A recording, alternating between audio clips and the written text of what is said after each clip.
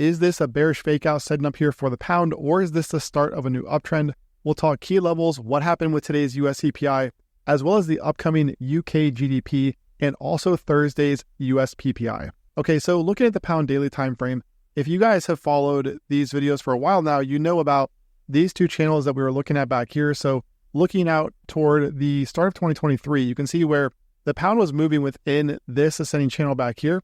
So higher highs and higher lows. We then got the breakdown through here. Okay, then the rounded retest up here in this area. So these three touches right there were off of the bottom of this ascending channel.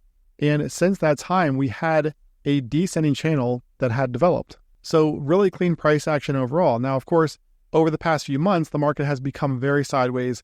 And this recent move above this 1.2825 area is a little bit difficult to read at the moment because we don't know yet if this right here is a sign of strength, okay, from the pound, or if this is going to become a fake out. In other words, can the market, hold on to this area down here to continue this trend and continue this breakout that we saw from these highs back here? Or is the market going to just close back down here, making this a fake out and setting the market lower? Now, if you guys saw yesterday's video, we talked about the Euro USD and the DXY going into US CPI. So looking at the DXY, here's what I talked about in yesterday's video. So the market was trading, obviously back here. So this was yesterday's candle. And what we were talking about was the potential for a sweep of the 103 area. And the reason for that is, if you'll notice here, every single breakout candle from the DXY has gotten filled either within the first week or two or month or so. So if you notice here, we've got breakout candles back here, breakout candles here, breakout candle here, and the same thing here over the past few days. These two candles right here were breakout candles because there's nothing inherently bullish about the word breakout. We're just talking about the market breaking out from a range, which it clearly did right back here on these two candles. So you get big red candles like this, odds of a fill in this area are pretty high, and the same thing for this one up here. So the jury's out right now on whether or not we get a fill of this first candle up here. But if you'll notice, like I said, every time the market breaks out, you get a fill, or at least a partial fill of that candle. And you can see this time and time again, not just with the DXY, but other markets as well, where you get the market coming into these large breakout candles where there was no retracement to start. Okay, so, today we saw the DXY spike above 103, and that's what we were looking for based on yesterday's video. So we got that. Now the question is, does this area stay intact as resistance here for the dollar, which so far it is, because the DXY would have to close back up here well above 103 in order to flip this back to support and expose 103.5 to 103.8. So for now, this is going to be resistance for the DXY. Support, of course, comes in down here at 102.6. Now, let's talk about why this happened today from the DXY, and then we'll circle back to the pound, and I'll show you guys exactly what I'm looking for this week.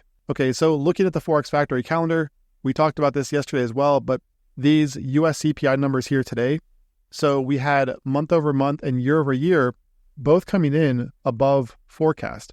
Okay, so you can see core CPI month over month came in at 0.4%, 0.3% was the forecast, and year over year 3.2%, 3.1 was the forecast. So these numbers coming in higher than forecast is what caused the dollar to rally. But again, so far, all we've seen right now is a sweep of this candle right here above 103. We have not seen the market reclaim that. Now, speaking of key events coming up, we do have GDP coming out of the UK within the next few hours. So right here, that's going to be a critical event, obviously, for the pound. And then on Thursday, we do have a series of US PPI numbers, also inflation over here. So same rules apply. You can see forecast numbers for month over month, 0.2% for core, and PPI month over month, 0.3%. So same rules apply as what we saw today for CPI. If we see these come in higher than forecast, that's going to be dollar bullish. If they come in lower than forecast, that is going to be dollar bearish. So as of right now, we know that the dollar, the DXY, is holding below this 103 area. It would have to reclaim that on a daily closing basis to flip that back to support. So with that in mind, flipping our attention back here toward the pound, let's talk about key levels and what could happen later this week. Now, first of all, I want to point out that I'm not interested in buying or selling this market right now. And the reason for that is because it's trading in an area right now through here that is pretty much neutral. Okay. yes, we did have the breakout here last week, but if you'll notice here on this candle, okay, yesterday the market did close back above or back below this high back here at 1.2825. Now, you could make the case, right, that on a daily closing basis, if you take the closing price from back here on December 27th, that closing price, the market is technically holding above that on a daily closing basis. So I'm not insinuating that because the market closed below this yesterday that this is a short. I'm not saying that. But what I am saying is that with the market below this high back here, okay, I don't want to be buying even though we're seeing a retest here at support, simply because the market could just do this, come up here, sweep today's high, right, and then sell off. Just because, again, yesterday's candle is a little bit suspicious given the fact the market did close back below that high from back here in December. So what I'm looking for from the pound, one of two scenarios, right? We either get a sustained break below this area down here at 1.2770. So we get a sustained break down here. That would be bearish for the pound, at which time I would be looking for shorts up here in this area for a move back down here toward those 1.27 highs and a retest of the top of that channel. Now, the alternative scenario is if we get UK GDP coming in favorable, also the PPI on Thursday for the US dollar coming in favorable for the pound, and we get the market moving back up here and reclaiming this high from back here in December. That right there, okay, would be bullish, in which case I would be looking for longs from this area. Okay, so one of two scenarios. Either we get, the first scenario is this, trading back down here. That's number one. Number two is trading back above this area. Again, both of these on a daily closing basis. All right, so until we get one of those two things, I'm not interested in trading this. Plus, I'm not going to enter before UK GDP and also that Thursday PPI. All right, so if we do get the bullish breakout, back above this December high, and the market can establish itself back above this area, okay, as I said, then we're looking at a move back here toward this high right around 1.3 and potentially the high up there around 1.314.